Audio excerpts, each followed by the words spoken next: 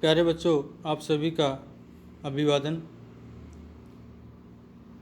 जैसे कि आप सभी को विदित है कि हम महाकवि कालिदास की काव्य कला के अंतर्गत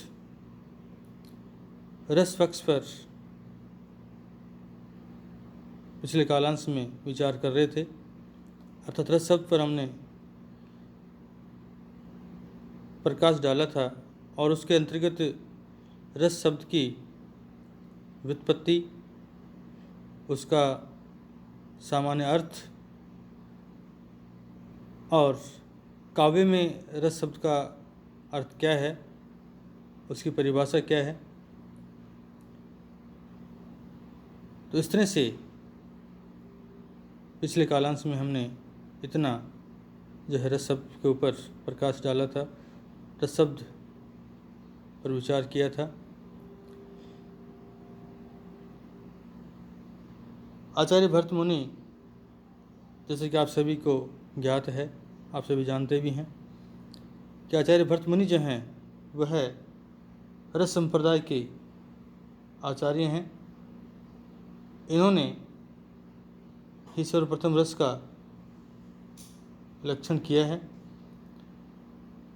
उनके अनुसार विभाव अनुभाव संचारी भाव संयोगात रस निष्पत्ति, विभाव अनुभाव संचारी भाव संयोगात रस निष्पत्ति, अर्थात विभाव अनुभाव और संचारी जो भाव हैं उनके संयोग से ही रस की निष्पत्ति होती है।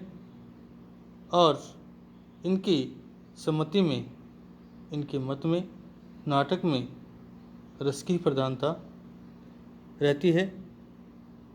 साहित्य दर्पणकार आचार्य विश्वनाथ ने भी साहित्य दर्पण में रस का जो लक्षण किया है कि विभाव अनुभावेन व्यक्त्या संसारिणा तथा रसतामेति रत्यादि स्थायी भाव सचेतसाम, कि विभाव अनुभाव और संचारी अर्थात व्यवचारी जो भाव हैं उनके द्वारा सहृदय सामाजिक व्यक्ति हैं उनके मन में रति आदि स्थायी जो भाव है वह जागृत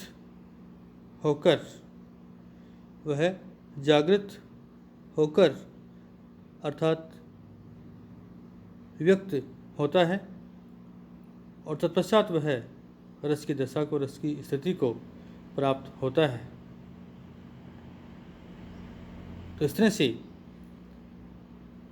पूर्व कालांश में भी और भी अनेक विद्वानों के द्वारा रस शब्द की जो अर्थ बतलाया गया उस पर प्रकाश हम डाल चुके हैं। महाकवि कालिदास भारतीय संस्कृति के रसात्मक व्याख्याता हैं। भारतीय संस्कृति के 3 महान जो विषय हैं, त्याग, तपोवन एवं तपस्या, का इन्होंने अपनी कृतियों में, रचनाओं में विस्तार पूर्वक वर्णन किया है। अभिज्ञान शाकुंतलम, रघुवंश महाकाव्य और कुमार संभवम, इन तीनों ही रचनाओं में तीनों का, त्याग, तपोवन और तपस्या, इन तीनों का उदात्त रूप अंकित है। महाकवि के काव्य में भारतीय सौंदर्य तत्व का उत्कृष्ट रूप है वह अभिव्यक्त हुआ है। इनकी सौंदर्य दृष्टि बाह्य जगत के चित्रण में दिखाई पड़ती है, जहाँ कवि ने मनोरम सौंदर्य अनुभूति की है। मनुष्य एवं प्रकृति दोनों का मधुर संपर्क और अद्भुत एक रिश्ता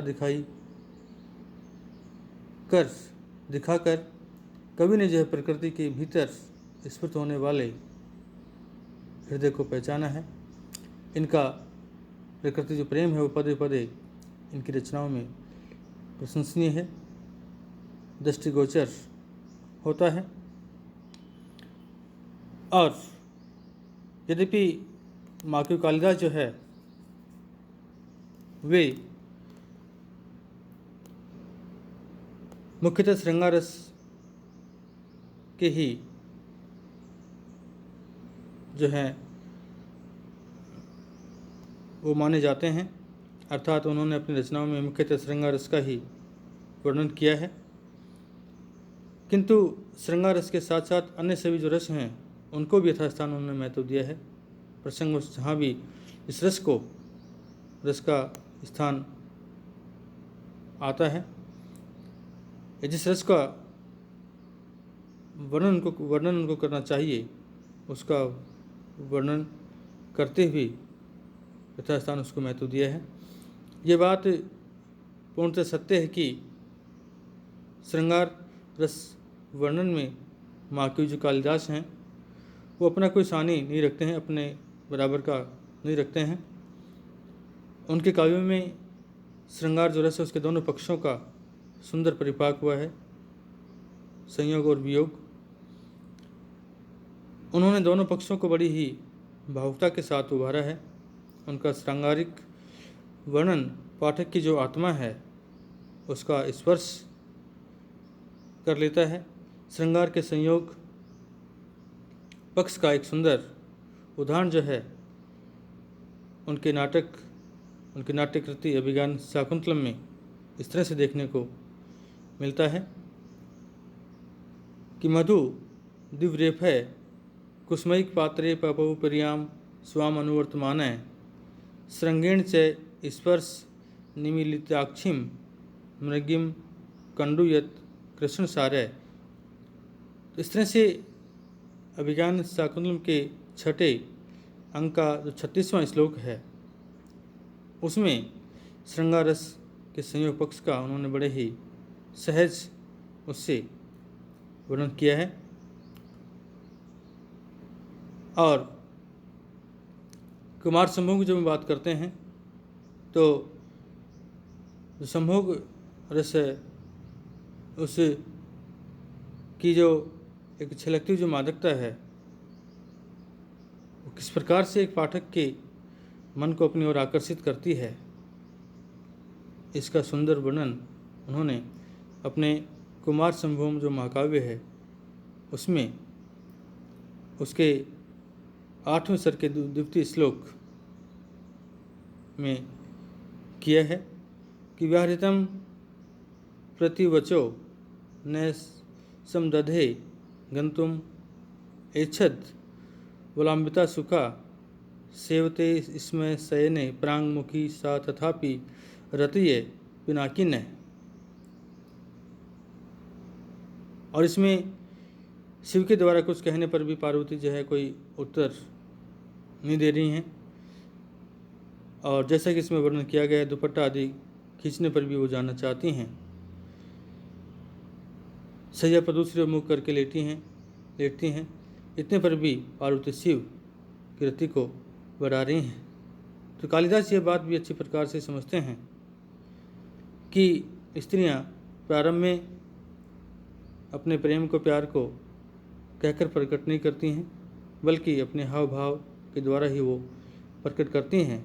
और इसके सुंदर उदाहरण उन्होंने उनका जो खंड काव्य है मेघदूत नामक जो खंड काव्य है उसके पूर्व मेघ में दिखलाया है कि स्त्रीणाम आद्य प्रणय वचनम विभ्रमो ही प्रियसु। और पूर्व मेघ में एक और उन्होंने उदाहरण दिया है कि गंभीरा नदी चंचल चितवन के साथ जब मेघ से मिलती है, गंभीरा नामक नदी चंचल चितवन के साथ जब मेघ से मिलती है तो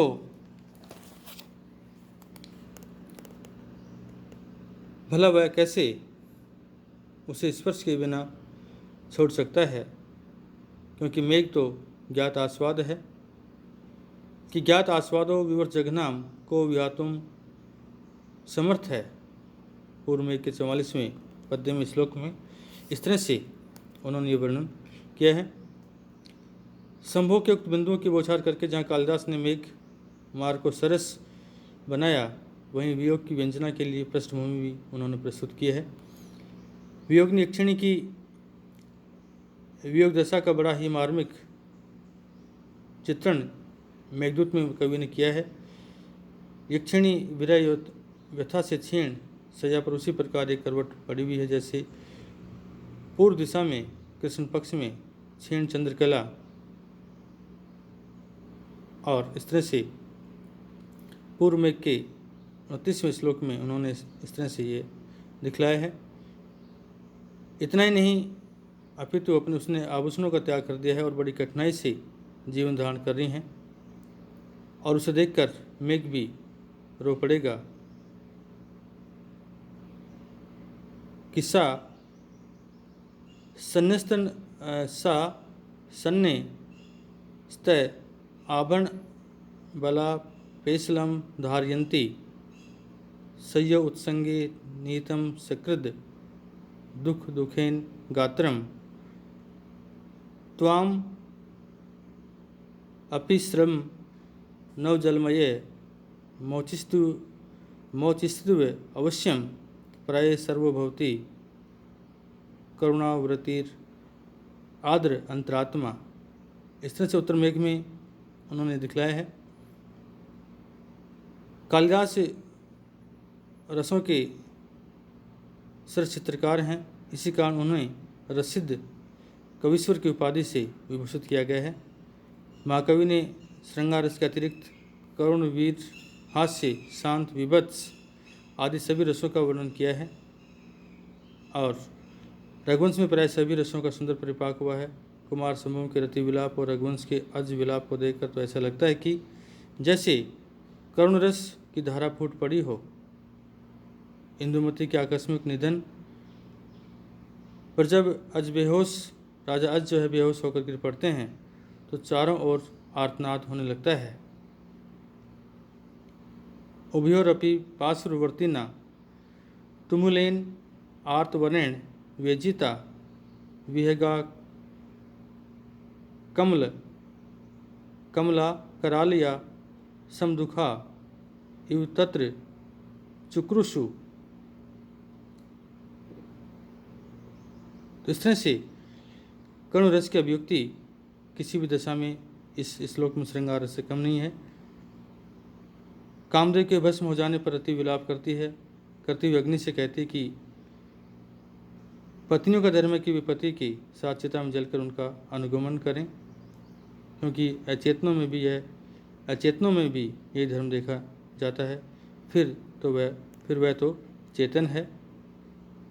तो इस तरह से महाकवि कालिदास ने अपनी जो रचनाएं हैं उनमें यथास्थान सभी रसों को महत्व देते उनका वर्णन किया है।